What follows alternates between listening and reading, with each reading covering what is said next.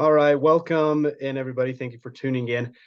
I have a special guest. Her name is Caitlin with me. So Caitlin and I, we're on the same team when it comes to real estate. We both do a lot of underwriting um, for the group that we're with. So I was excited to bring Caitlin on. She has a pretty cool story. She's also a Navy pilot.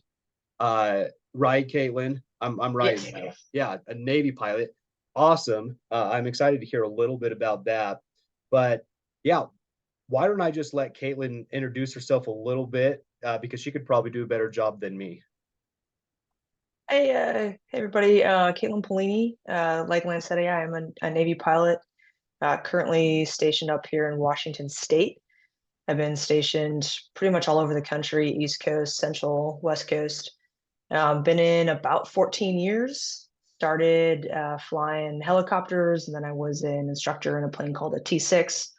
And now I'm flying C-40s, which is the Navy's version of a 737. We do mostly passengers and cargo transport all over the world. Not the sexiest flying, but I get to go to some pretty cool places.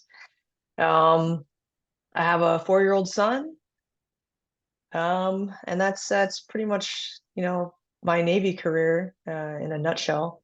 But like Lance said, in within the real estate investing community, I'm currently on a team doing what I really enjoy doing, which is comping and underwriting properties. Awesome.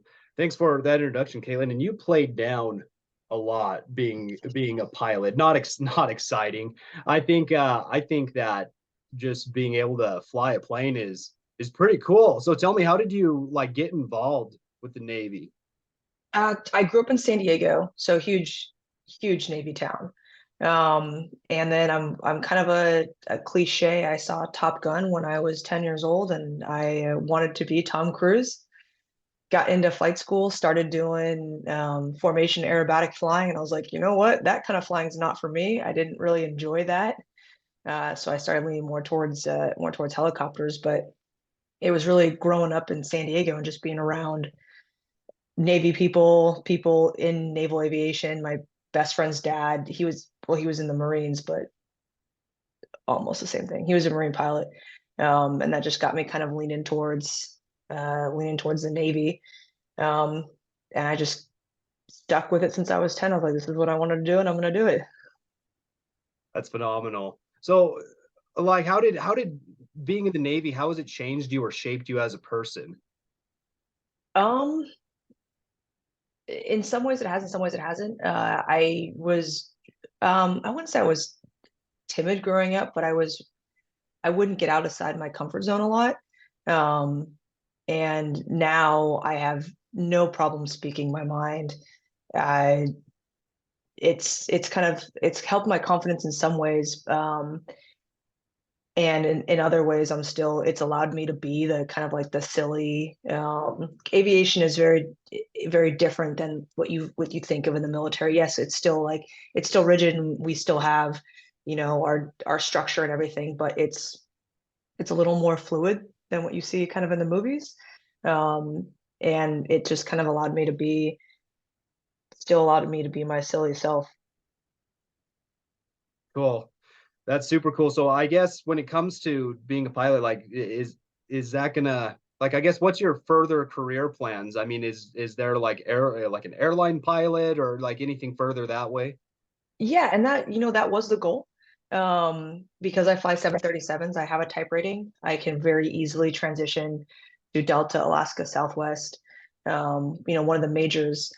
I have close to 3,000 hours now flying total between helicopters and fixed wing. And it would be a very seamless transition because it's basically the airlines are what I'm doing now. I transport passengers all over the world. It's just now I would be doing it for a company. And actually, the squadron I'm in right now, half of the pilots are airline pilots. I'm technically in a reserve squadron. I'm just considered full time. So full time support. I come to work every single day, do the same job, and then we have what they call CellRes pilots, selective reserve. They're flying, their weekday job, their Monday through Friday job for the airlines. And then on the weekends, and I'm using air quotes because a usual reservist will do their normal job Monday through Friday and they come in one weekend a month, 2 weeks a year. we're a little different because they're pilots. Their schedule is whenever they're flying with the majors, and then they come over and they drill with us, and so they'll fly with us for a few days a month, and then we'll go on detachments for a few weeks out of the year. But it would be a very seamless transition. I don't want to. I'm gone all the time right now. I'm gone a few days a month, a few weeks out of the year. I miss time with my husband. I miss time with my son. And before I had him, that was a goal. I'm like, hey, I'll go airlines. It's easy. I say easy money because I wouldn't have to learn a new skill. It would just, I'd slide right into it.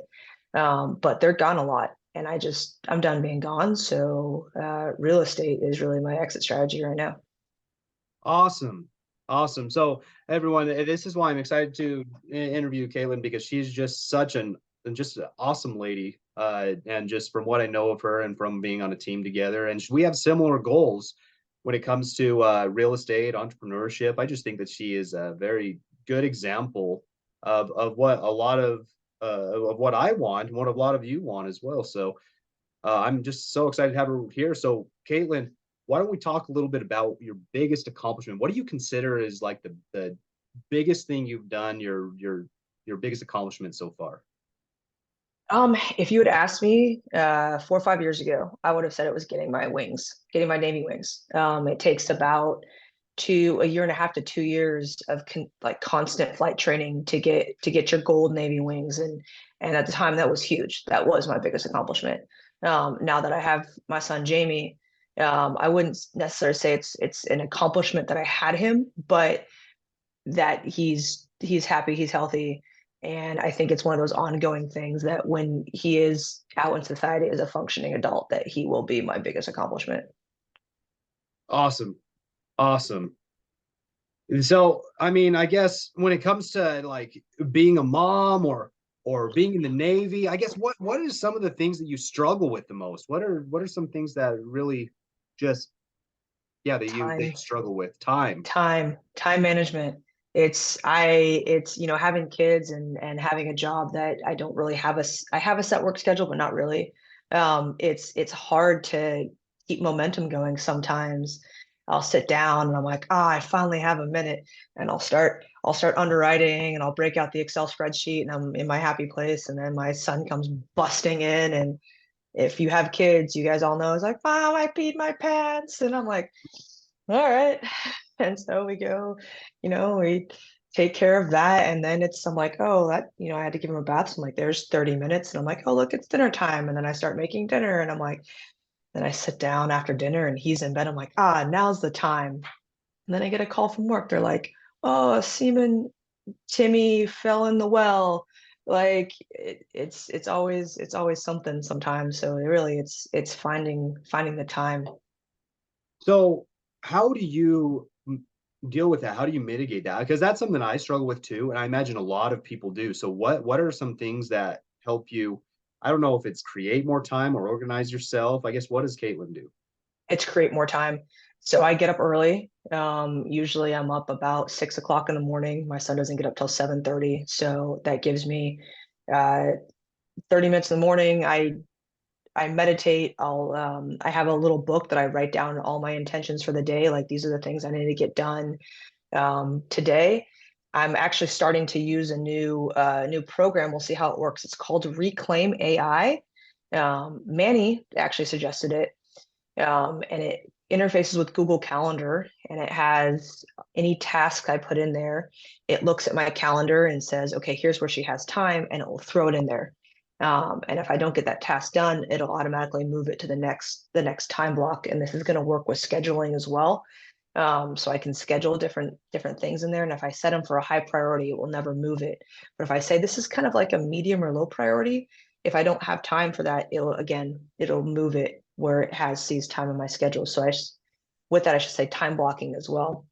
So the tasks I do every single day that are the same things, those are set in there, and I have their priority ranked.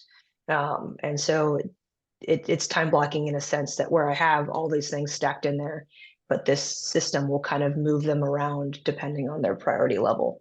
Um, so that, and then just working into the late hours if I need to, is once my son's in bed, um, I should have time.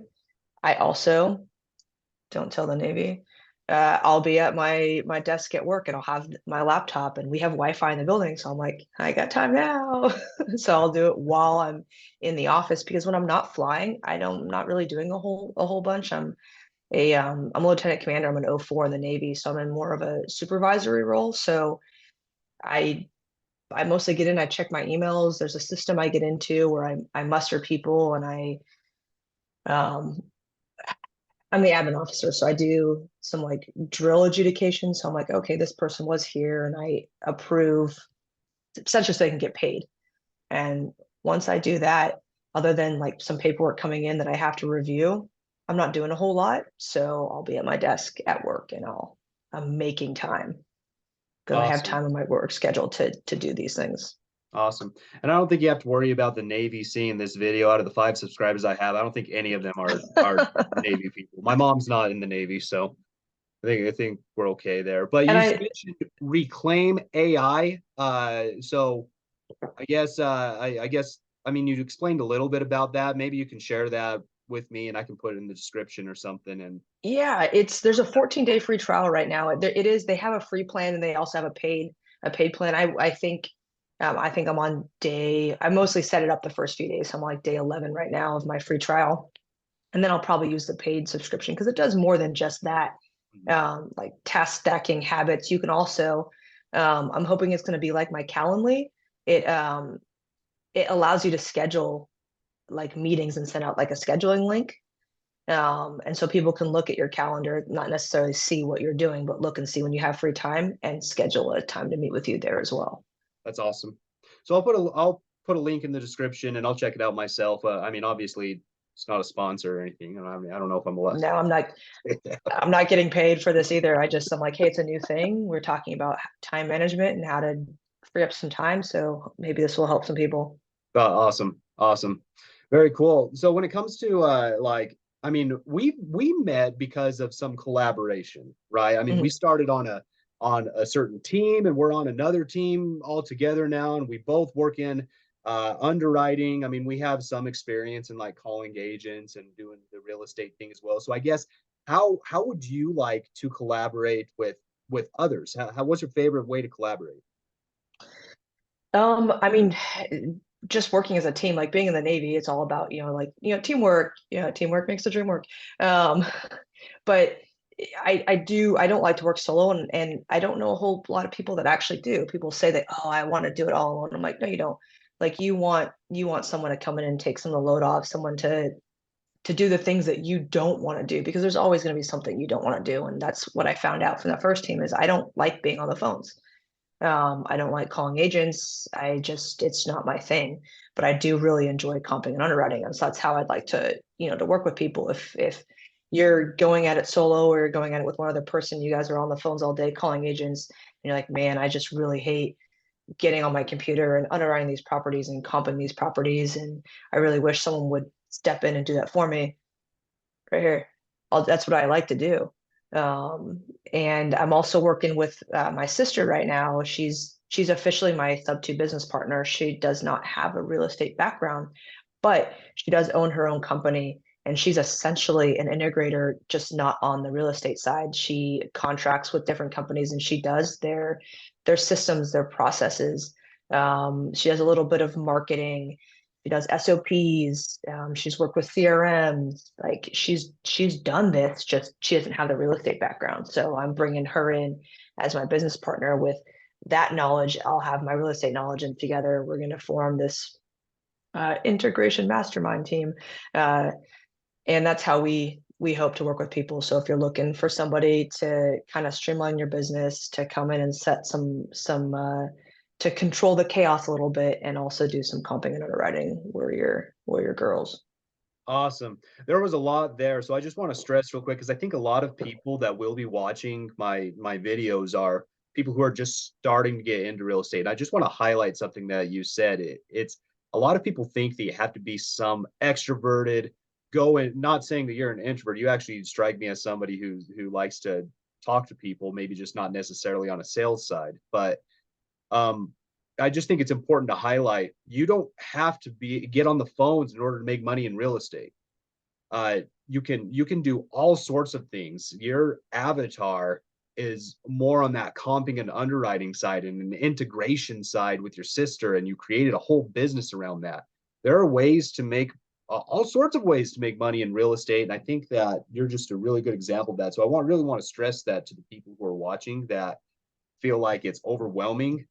I mean, as cliche as it sounds, there's a reason why it sticks around when you say that teamwork makes the dream work, right? So I think that what you said there is just really important. And Um, it is super overwhelming in the beginning. Like I was overwhelmed, watching all the videos, and I'm like, okay, I guess I got to get on the phones, and that's how most people start, and it works for some people. It really does. Like some people are like, I love being on the phones, I love doing this, but there are some of us that are like pass. And so if you're one of the people that are like pass, there, like Lance said, there are ways. Like you don't have to be on the phones. You can find someone that loves doing that, and then you do what you love to do. phenomenal. It's phenomenal. So I guess when it comes to well, in any aspect of your life, who is your biggest inspiration? I'm gonna say my mom. She was a high school math teacher, which I'm like, that's hard enough. No one likes math, and high school students are jerks. So I don't know how she did that for 30 years. She's retired now, but she also raised 5 kids, which I'm like, and we're all of us went to college. All of us are functioning, like I say, functioning adults, like contributing members of society. Um, and I don't mean that in a good or bad way. I just mean like we all went to college, we all have jobs. And again, college isn't the end all be all. I'm actually starting to believe that for some people, it's a waste of time. But that's a separate soapbox. Um, but I mean, we all have jobs. We all are happy. We're healthy, and she's now enjoying her retirement with my dad in Colorado, and my parents are just so happy. And the reason I feel like I am where I am is because my mom, I never saw her complain. She got up, she did what she needed to do every day to raise us kids, and we're all here happy and healthy because of her. That's awesome. That's awesome. So I guess how do you feel like I mean your mom being your biggest inspiration obviously had a huge impact in your life. How do you feel like what do you think has shaped you the most out of that? And I guess how are you living up to her legacy? She never tried to shape us in any way, if that makes sense. Sure. Didn't like force us or push us one way or the other. She kind of let us do what we wanted to do, like within reason. So for instance, when I was 8, I wanted to wrestle. And at the time that wasn't something girls really did. There was some girls wrestling, but it wasn't like like it is now in the Olympics and out there. And my parents are like, all right, whatever, and let me do it. And the same with, I was a very tomboy, very big tomboy. And my grandma used to tell my grandma, not all older people are like this, but my grandma's one of them. She used to tell my mom that I was going to turn out like wrong. And we know what she meant by that. And my mom was like, whatever, like this is what she wants to do. Let her be happy. She's happy wearing shorts and a t-shirt to school and rolling around with the boys and roughhousing. Like, let her be. And here I am. I like am happy because my mom let me be. Um, and when I said I wanted to be a Navy pilot, she's like, heck yeah, go for it. Like that sounds awesome. And she just, um, supported me essentially. She just supported me in whatever I wanted to do. And even still now, like, so my husband will be on a work trip and I have to go do something for the Navy. I'm like, hey mom, can you fly out and watch Jamie for a few days? And she's like, would love to. And drop of the hat, she's out here. So I mean, I guess that's really my biggest takeaway is just the support. She always was happy for whatever I wanted to do and was like, yeah, that sounds great. You go do that.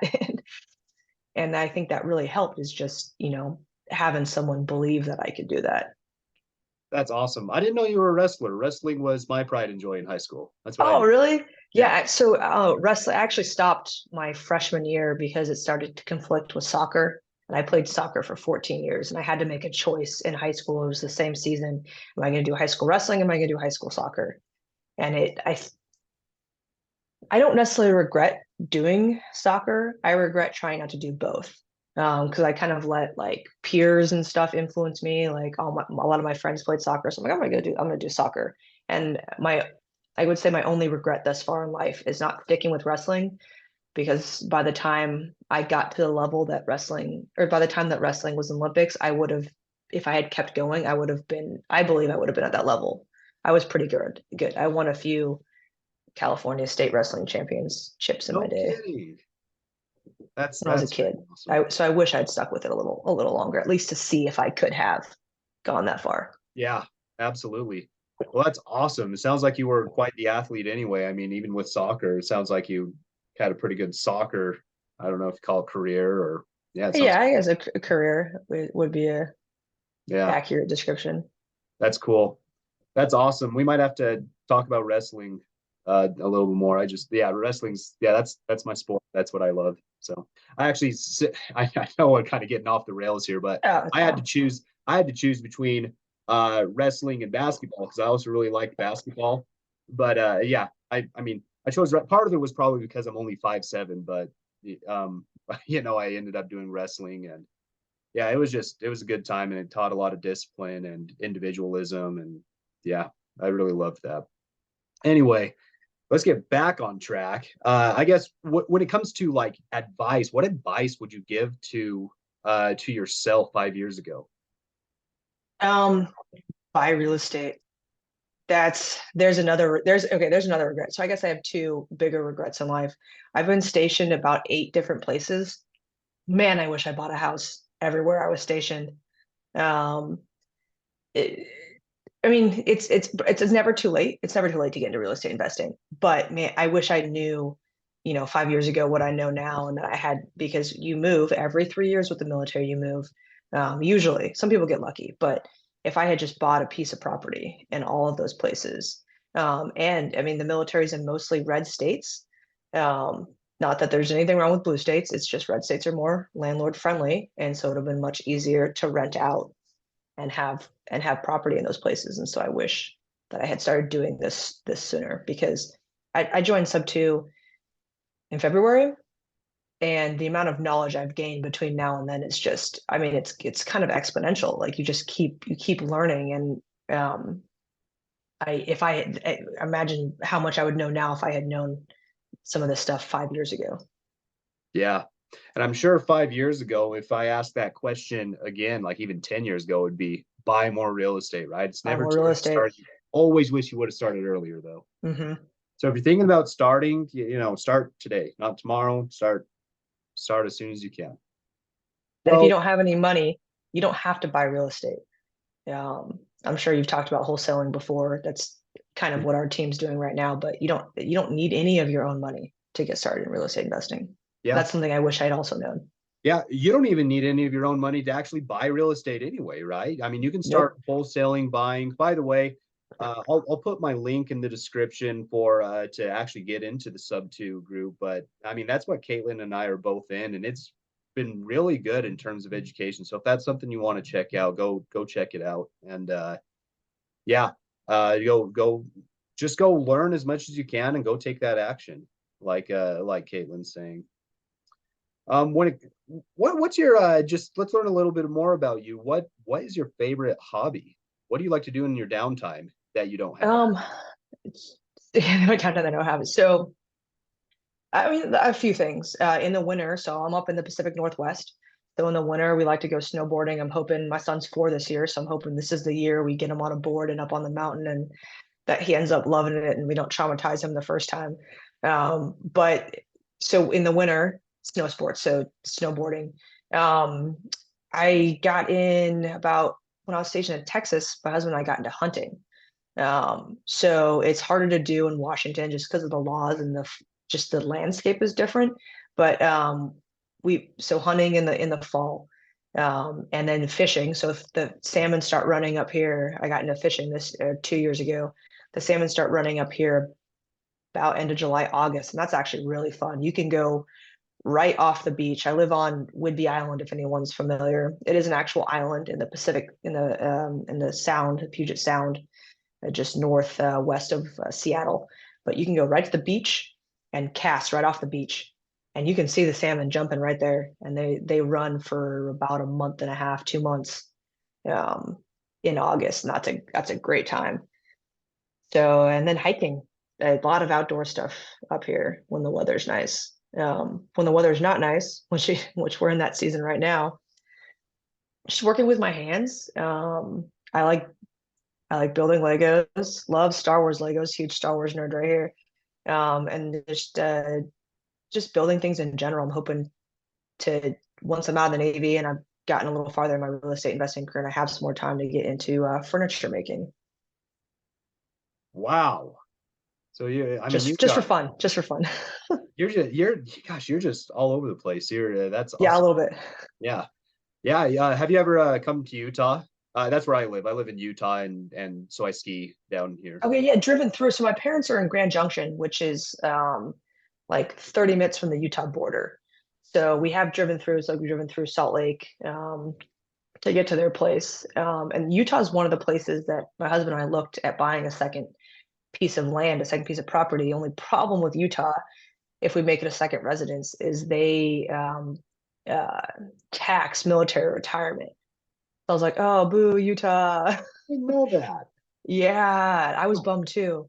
Always so I was proud like, of my state, and then they come out and do stuff like that. yeah. So Utah was at the top of our list, and then we found that out. I was like, ah, bummer. So probably more than likely, like northern Arizona or Nevada because they don't tax Mm, yeah. military retirement. Yeah. I just know there's a lot of great skiing here, but I guess with your parents in Colorado, I mean, it's just as good out in Colorado, I'm sure, getting out in Yeah, the waters. they have some pretty good skiing not too far from where they are. So Yeah. Yeah. Well, that's cool. And salmon, like my dream vacation is going to Alaska and fishing for salmon, go on the Kenai River or something. we were actually out in, I don't know if you're familiar with any of the Aleutian Islands. We were out on Adak. Adak Island, it's an old, what used to be a military installation. They decommed it back in the 90s, early 90s. But it used to be like one of the places in between us and Russia. Um, Little tiny island, population is about 100, 150. And back in the, I believe it was the 70s, they imported a bunch of caribou to Adak as kind of like a recreation and also emergency like sustenance thing for the Navy population that was on the island. Like, hey, if you ever needed to food for emergency reasons, there's a herd of caribou and also for recreation. And now that herd has just thrived out there, and only 150 people live there. So it's now just a recreation destination for people that want to go caribou hunting, but also has some pretty awesome salmon fishing spots too. That's phenomenal. That's really cool. Maybe I'll have to put that on my vacation list. Maybe not have to go all the way up to Alaska. Just Yeah, no, it's in Alaska. oh, it is It's Alaska. way out there. Yeah, yeah, it's way Oh, out there. The I only see. way to get, I see what you're saying now. Yeah, yeah, it's one of the Aleutian Islands. So like Alaska has that like I arm see that what you're comes saying. off of it. Yeah. Yeah, So it's out there. yeah. Go to Alaska mainland if you're looking for fishing. That's But if you that's want to do caribou hunting without any predators, because there's no predators, no bears, no wolves, no nothing. There's just eagles and foxes on the island. huh. Adak is your spot. That's cool. That's super cool. Well, you have a ton of cool hobbies. So, Caitlin just lives in just an awesome life, a life that I envy. I So try. that's super cool. Let's start wrapping this up. I guess what at the end of everything, what would you like your legacy to be? Oh gosh, man, you did send me this in the questionnaire. I was like, I should think about this beforehand, and of course, I didn't. Um, so let's see what comes out of my mouth. Uh, I want my son to be proud of me. I want to set the kind of example for him that my mom set for me. And I hope that I support him in whatever he ends up doing and being in life. But that also, I will say the one thing my parents didn't do a great job of was just financial literacy. And so that's what I'm hoping to for him is that I set this foundation, this background of entrepreneurship, of generational wealth, of financial literacy, and that I actually teach him as he grows, like, hey, these are the different ways you can make money. These are the different ways you can save money.